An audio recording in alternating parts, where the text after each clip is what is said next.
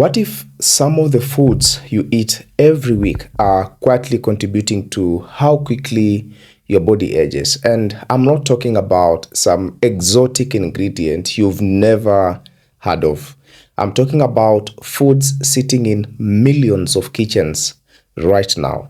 Some affect your blood sugar, some may make it incredibly easy to consume too many calories, and others are associated with poorer cardiovascular and metabolic health when they are eaten frequently. And here is where social media gets this topic wrong.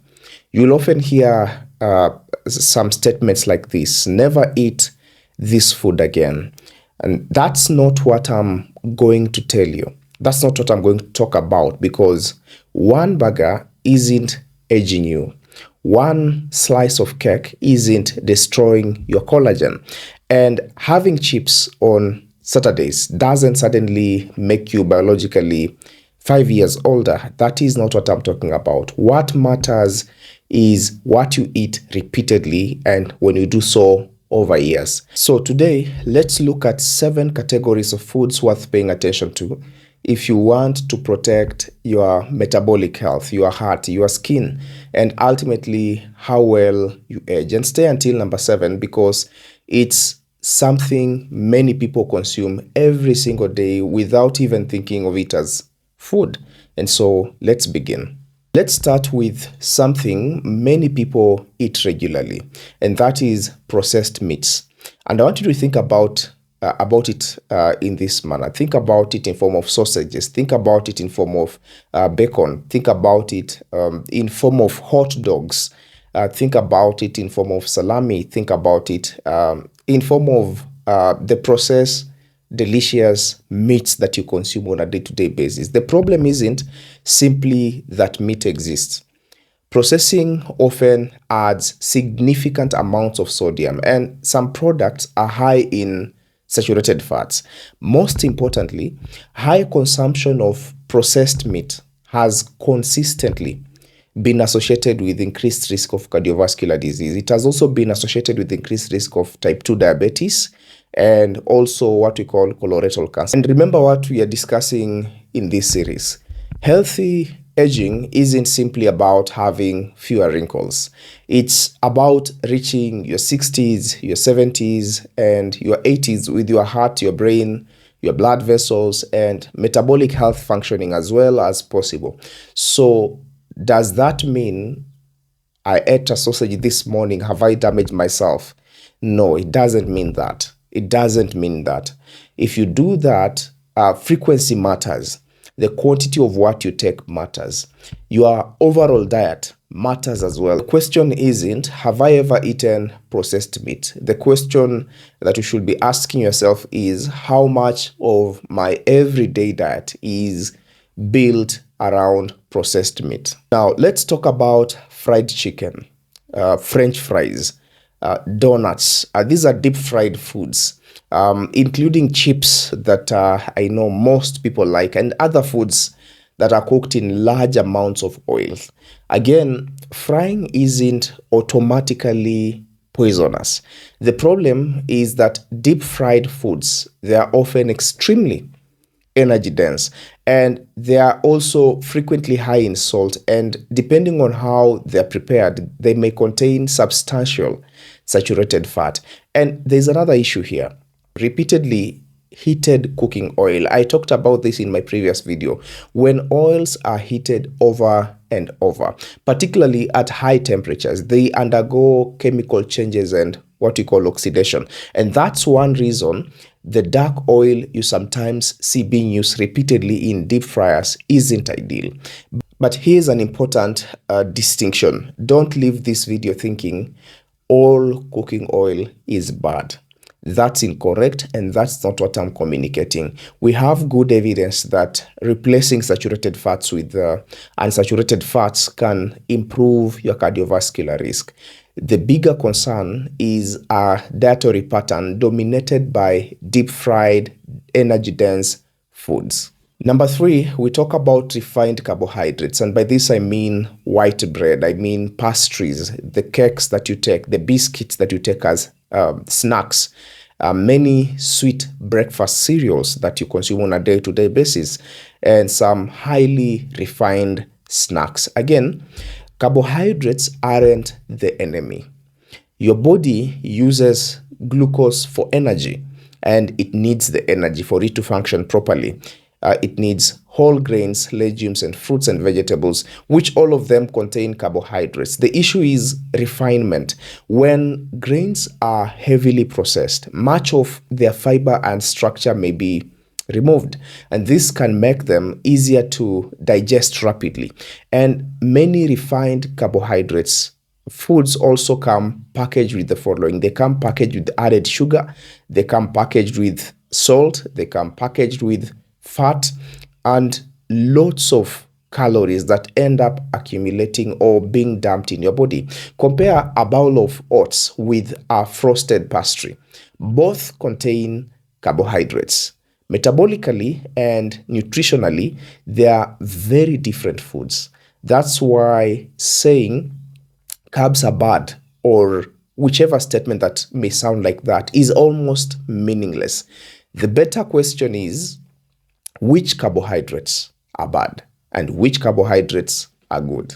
Number 4, there are foods with large amounts of added sugar. Now, we are getting into what I call familiar territory. And by this, I mean we're going to talk about sweets, cakes, biscuits that I've mentioned in previous points, desserts that you so love, chocolate confectionery that also you so love, and sweetened cereals that many also love, and many packaged foods. And why are we talking about sugar in an aging series? It's a question maybe you might be having. One reason is something called glycation. I've covered this in a previous video. When sugars react with proteins in the body, they can eventually contribute to the formation of what I call advanced glycation end products. And these compounds can interact with tissues throughout the body. Collagen is particularly interesting because it's a long-lived protein, and glycation can contribute to cross-linking and changes in collagen's mechanical properties. But please understand this correctly. Eating one piece of cake doesn't suddenly wrinkle your face. The more important concern is chronic excessive intake. And high sugar intake can also contribute to excess calorie consumption, also weight gain and poor metabolic health. So you don't need to fear birthday cake. You don't need to fear birthday cake. You need to think about what happens during the other 364 days of the year. Number 5 is ultra-processed foods. Now, this category gets complicated because processed doesn't automatically mean it's unhealthy. Frozen vegetables, they are processed foods. Milk is processed foods. Canned beans are processed foods. So simply saying never eat processed food, as we've heard over the internet, isn't useful to anybody, because we have some of the processed foods that are healthy. What we are particularly interested in are diets dominated by ultra-processed foods. These are things such as packaged snack foods, that is unhealthy processed food, or certain confectionaries or sugary cereals or instant foods.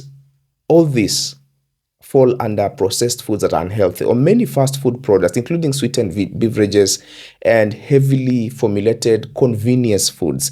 Now, these foods are often engineered to be extremely easy to eat. They are soft, number 1. They are convenient, easily accessible. You can easily purchase them. They are highly palatable, and sometimes incredibly difficult to stop eating, some sort of addiction. Think about opening a packet of crisps. You tell yourself, if you'll have a few, 10 minutes later, where did the packet go? That's not an accident. One of the concerns with ultra-processed diets is that they can make it easier to consume more calories than you realize. And higher ultra processed food consumption has been associated with several adverse health outcomes. But again, don't panic because something came in a packet. Look at the overall pattern.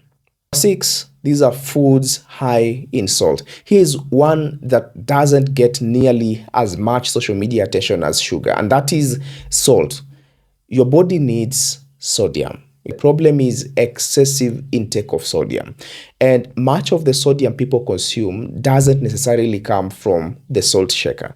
It can come from different sources, including processed meats, including fast food, including instant noodles, also packaged snacks, and some sauces can be sources of sodium that people consume, or even stock cubes or restaurant meals that have excess salt, and processed foods. Why does this matter for healthy aging? It matters because high sodium intake can contribute to elevated blood pressure in susceptible people, and high blood pressure quietly damages blood vessels over years. Your heart works against greater pressure. Your stroke risk also increases. Your kidney health can deteriorate or even suffer. And here's the scary part about all this. You may feel completely normal. That's why hypertension is often called a silent killer. You don't need to wait until you're 60 to care about blood pressure. The damage may begin decades earlier. Number 7 is sugary drinks. And this isn't even a food. It's what you drink. We talk about the soft drinks, the sweetened fruit drinks, energy drinks, sweetened iced teas, some sports drinks, and those enormous coffee drinks loaded with syrups and sugar. So why have I put this at number 7? Because liquid sugar is incredibly easy to consume. Imagine I put 10 teaspoons of sugar on a plate and said, eat this. You would probably hesitate. Put the same amount into a cold flavored drink and you could finish it in 5 minutes. And you might still eat an entire meal afterwards. Now, sugar sweetened beverages have been associated with weight gain and increased risk of type 2 diabetes and cardiovascular disease. And unlike whole fruit, these drinks often provide large amounts of rapidly consumed sugar with little or no fiber. Now, this is one of the simplest places many people can improve their diets. You don't need an expensive supplement. You don't need a detox product. You don't need an anti-aging powder. Sometimes you simply need to drink more water. And I know somebody is going to ask this. You mentioned processed meat. What about ordinary red meat? Now, this is where nuance matters. Processed meat and unprocessed red meat shouldn't automatically be treated as identical. Your portion size, your frequency, cooking method, and what you are replacing it with all matter. If most of your meals contain vegetables, they contain legumes, whole grains, fruits, nuts, and other minimally processed foods, that's very different from a dietary pattern dominated by processed meats, fried foods, and sugary beverages. So you stop judging individual foods in isolation. You start judging dietary patterns. And because this is the internet, we need to talk about seed oils. You'll find videos claiming that sunflower, canola, soybean, and other seed oils are the reason you are aging. Current evidence doesn't support the idea that normal consumption of these oils as part of the balanced diet is uniquely toxic. Polyunsaturated fats can actually be beneficial when they replace saturated fats. The bigger issue is what often comes with the oils. French fries, fried chicken, pastries, fast food, ultra processed snacks, If someone eats those foods every day, blaming one ingredient while ignoring the entire dietary pattern misses the point. Nutrition is rarely that simple. After a video like this, people always ask, okay, what am I supposed to eat? Which is a genuine and legit question. Fortunately, healthy eating doesn't need to be complicated. Build more of your diet around the following. Build more of your diet around vegetables. Build more of your diet around whole fruits. Build more of your diet around legumes. Build more of your diet around beans, around lentils, around whole grains, around nuts, around seeds, around healthy sources of protein, around fish where it's available and accessible, and predominantly around unsaturated fats. You don't need every meal to be perfect. You don't need exotic berries imported from another continent. And you certainly don't need a cupboard full of supplements. Some of the healthiest foods on earth are incredibly ordinary. Talk about the beans that can easily be accessed, the vegetables that you can easily access, the whole grains that you can easily access, fruits, nuts, simple food. Here's a question I find much more useful than asking, is this food healthy? Instead of asking that question, begin asking, what does 80% of my diet look like? If most of what you eat is nutritious, minimally processed food, having dessert occasionally isn't a disaster. If most of what you eat is fast food, sugary drinks, processed meat, and packaged snacks, adding one salad on Sunday isn't going to fix everything. Your health is built from your usual pattern, not your healthiest meal, and not your worst meal. This is perhaps the most important part of this video.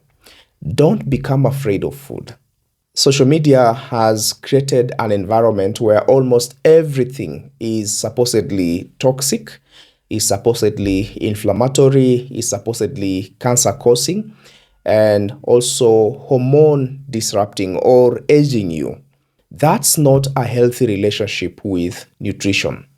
Food is nutrition, but food is also culture. Food is also family. Food is also celebration. Food is also community, and food is also enjoyment. You can eat healthily without being terrified of birthday cake. You can enjoy a meal at a restaurant. You can have a dessert. The goal isn't perfection, but the goal is consistency. Consistently eating a healthy diet. So, are there foods that may be aging you faster? Not in the magical way social media headlines sometimes suggest, but dietary patterns high in the following foods can age you. Dietary patterns high in processed meats, dietary patterns high in deep fried foods, high in refined carbohydrates, high in added sugars, high in ultra processed foods, high in excessive sodium, and particularly sugary drinks can contribute to conditions that influence how well you age. And these conditions include obesity, high blood pressure, insulin resistance, type 2 diabetes, we have cardiovascular disease, and metabolic dysfunction. Good news is you don't need to change everything tomorrow. Start with changing one thing. Maybe replace your daily sugary drink with water. That could be what you need to change. Or to add vegetables to one more meal. Or to eat whole fruit instead of drinking juice. Or to cook at home one extra day each week. Now, these small choices don't look dramatic, but when you repeat them for 20 years, when you repeat them for 10 years, when you repeat them for 30 years, they become enormous. The impact is enormous because healthy aging isn't created by one superfood. Healthy aging is created by the things you do most days for most of your life. Now, I want you to look at the 7 things we have discussed. Which one do you consume most often, and which one will be hardest for you to reduce? Tell me in the comments, and if you know someone who keeps searching for the latest anti-aging supplement, send them this video, because sometimes the first place we should look isn't the supplement shelf. It's our kitchen. Subscribe to Health Desk with Dr. Libeya for evidence-based health information without the internet hype. I'm Dr. Libeya Bethwell, and I'll see you at the next Health Desk.